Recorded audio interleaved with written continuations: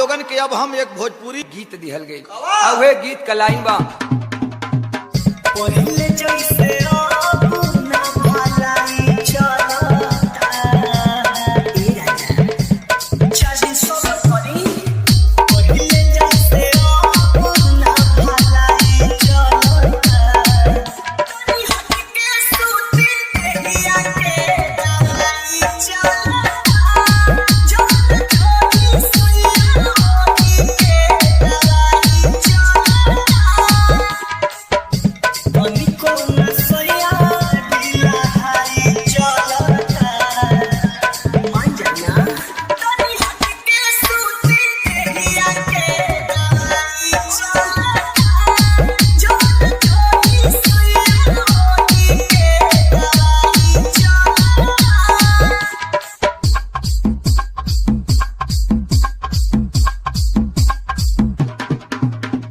DJ Amit music शुद्धा सीवान।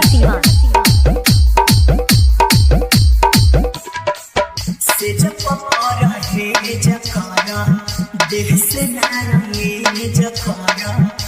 वाली को मचाने आती जानी कर जकारा रे कहां जाए रे से जब पकारा हे जकारा देह से नारे जकारा वाली को मचाने आती जानी कर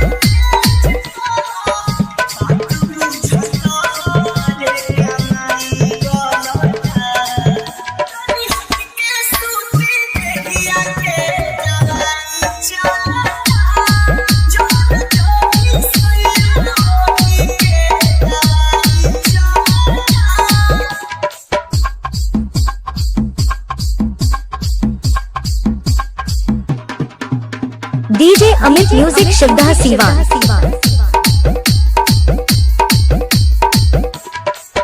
सोता जानी जानिया हो खींचा जानी सारिया हो बोलो बिसुर पूरी जानी करो बोलिया दिया हो मना सोता जानी जानिया हो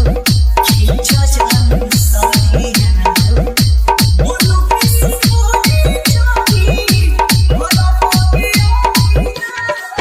सबकी सोना मंगले दहरा कथी बोलता